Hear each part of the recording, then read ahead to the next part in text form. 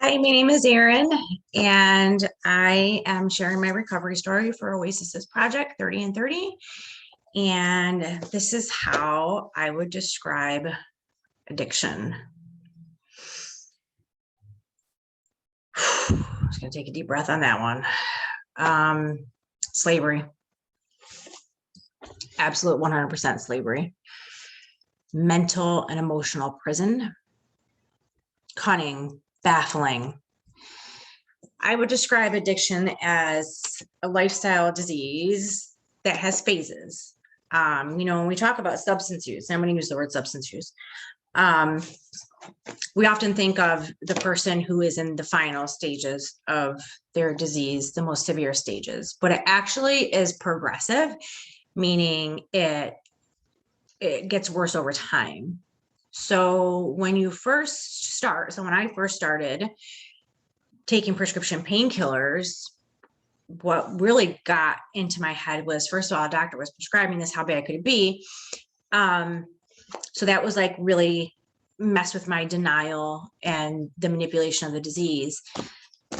I started with taking one extra out of my prescription, and I would justify it because I was always in a lot of pain. So instead of taking one every 6 hours, I took two every 6 hours. So it was slow. It took a good year before, the consequences or the behaviors really showed up for me anyways. So it started with, well, I'll take an extra one. Oh, I'll take a couple extra here. And then I'll take another couple extra there. And before I knew it, all of a sudden, I remember one time, like my prescription was like, it ran out and I still had 2 weeks left. And I was the first time I went and actually bought them off the street, off a friend of mine. And I remember sitting on my couch going, oh my God, am I addicted? Because I recognized the behaviors. Substance use isn't new to me. My ex-husband struggled with substance use. I have alcoholism in my family. So I recognized the behavior immediately. Like, this isn't normal. This is not just a dependency on this medication. I'm not physically dependent on it. As we all know, prescription painkillers, any type of opiate, you become physically dependent on it, meaning if you stopped it abruptly, you're going to get physically sick. I was emotionally attached to this drug. It became my everything. It became my number one because it was my coping mechanism. Go back to video one. I coped with the pain of my life, the internal pain that I was feeling, the unprocessed traumas, the unhealthy relationships, the horrific view I had of myself and the thoughts I had about myself. This pill would silence all of that. I had complete numbness. It was like this warm security blanket would wash over me within 20 minutes. And I no longer had to face reality. I was in my own little world. And that's what I became addicted to, was that feeling, the feeling of not feeling, the numbness. Because when that pain pill wore off, my reality at that point was unrecognizable. I had no idea who I was, not a shred when I looked in the mirror. I was a monster in my eyes, because at this point, in the middle phase, I'm going to say stage 2 of the disease of my substance use, I was now contorting myself. I was going against my value system. My values are love, compassion, honesty, trust, courage. I wasn't in line with any of those. I was lying. I was manipulating. I wasn't showing love towards myself or to others, because this substance was in the driver's seat of my thoughts, feelings, and physical body. I would even get caught up for hours counting my pills. When I would be high, I would be counting them obsessively, trying to figure out how long I can last until I get paid again. Am I gonna be sick at work? Am I gonna have to call in? Like, it was a constant scheming and manipulation and push and pull of life around this little pill. Like I said, I was having to buy them off friends. So that means phone calls, being away from my neighborhood, and making sure I wasn't connecting with anybody that like any of my friends, my good friends or family knew, because this was a secret. Nobody knew that this was going on.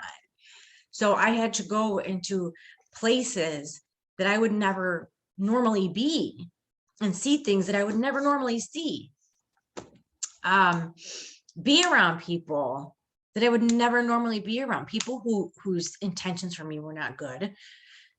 I think back at it now and I'm like, I put myself in situations where I could have really gotten seriously hurt. And that's why I believe in a higher power and guardian angels and all the hoo-ha, because I was saved multiple times. Obsession, compulsion. To me, substance use, it's identified by the obsession, the compulsion, and the negative consequences that it has on my life. And the negative consequences ranged from severed relationships with friends that I valued, because again, I had turned into somebody I didn't even know. I wasn't present in friendships anymore. I was constantly running and going, especially in my pain pill addiction. I would throw up like just out of nowhere because my stomach was so messed up, and because of how much I was ingesting. I remember vomiting in bushes in my car. I would have a bag with me wherever I went because it was just sudden. I was a little toothpick. I couldn't keep up with my kids. I couldn't be a mother because I couldn't be present for them the way they needed me to be present, because all I had in my mind was my next high, my next prescription. The amount of time I spent at doctor's offices just to be able to fill these prescriptions was time consuming.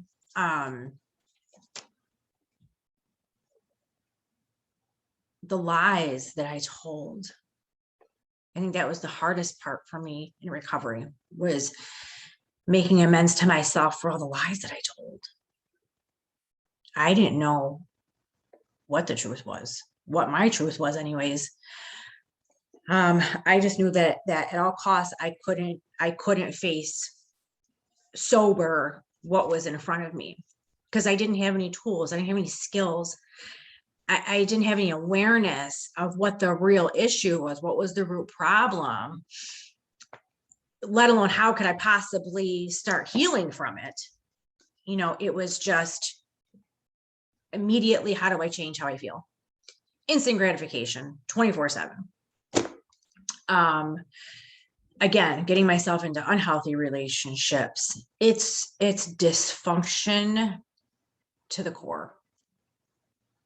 I would be high around my kids. Granted, it was pain medication, but I would be nodding out. I remember there's a picture that my mom has of me where I am just, my eyes are closed and I'm sitting out, my mouth open, and I'm gone. There's no life in my eyes. Gone. I was gray. So my physical health was deteriorated. My mental health, all I could do was think about this drug and how I was going to get it, and hating myself every time I did get high. And then later stage, I'm going to say, like, I'll kind of rate it like stage 1, 2, 3, 4. Stage 3, I'm moving up to bigger and better, because the pills aren't cutting it anymore. I had to take so many to even get a slight effect that it wasn't worth it. Like, I was just physically sick all the time. I really couldn't take it anymore. I'm surprised my liver is still like functioning normally with the amount of Tylenol that's in these pain medications. I mean, it's not just hydrocodone. It's not just, oxycodone. You also have Tylenol in there. So like, I was getting lethal amounts of Tylenol. It was insanity. Insanity. That's the word for substance use. That's how I describe it. Insanity. The things that I thought were okay, or I rationalized were okay to do to myself. Unbelievable. Unbelievable. I wasn't well by any means. And I didn't know how to treat myself well. So it's substance abuse, and it's self-abuse. I was abusing myself because I had really thought I didn't deserve any better. It was self-punishment. It was really like, I deserve to do this to myself because I need to be punished for the things that I've done, and I need to suffer. So I suffered. When I started using heroin, my life took on a whole other just shift of despair, hopelessness. You know, there was a time where I was like, I would never do that. And here I am, I'm doing that. My arms would be black and blue all the way up. My veins are finally coming back. Like, I was just looking at it, I'm like, oh my gosh, my veins are finally plump again. I mean, I was just, my body, I would just bleed. Torture. Locking myself away in bathrooms. There's still a couple places that I have a hard time going there. It just reminds me of like, I used to do things here. Hiding. Substance use is avoidance. And you hide. I hid from people, from life, from myself, through my use, definitely. I stole, I lied, I cheated, I manipulated, I hurt people. My disease hurt people. But most importantly, I hurt myself. And it was really awful. I had tried to withdraw at home a few times. I got to a point where I was like, I just don't want to do this anymore. Like, I was trapped. Like, I didn't want to be this way anymore. Yeah, I couldn't help myself but to be that way anymore. My brain had changed so much. It does feel like you're hijacked. Like, I had no control over myself. I had no control over my actions or my thoughts. It was just like out of body. I would get high, I would go to bed and be like, I'm not doing this tomorrow morning. I don't care how sick I feel. And then I wake up and I would feel like hell. And all of a sudden the thoughts were coming. It was like I needed it to live. It was like air. Just like I need air to breathe, I needed this to function, to live, to move, to show up. Oh my gosh, countless holidays. I remember just either being sick and of course, excuses. Oh, I had the flu, or, it was always an excuse. And I come to find out later on, people knew something was going on. Shame, so much shame and guilt because I wasn't being the mom that I wanted to be, couldn't be the mom that I wanted to be. Lonely. I felt so alone, so lost. I didn't believe in a higher power until one night I said, God, if you're real, and if you're really out there and you actually really love me, I need to be saved. Like, I can't do this anymore. And my knees hit that ground, and I had never prayed so hard than I prayed that night. And he answered my prayers. And for a moment I had a burst of hope, like, oh my gosh, there is a God. And he does love me, and I'm going to be okay. Until I wasn't okay again.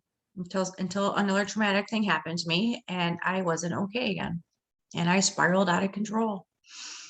And I ran right back to that drug that as much as it destroyed me, it also saved me from the depths of hell. It's a toxic relationship. Absolutely a toxic relationship. So that's my description of addiction. Thank you.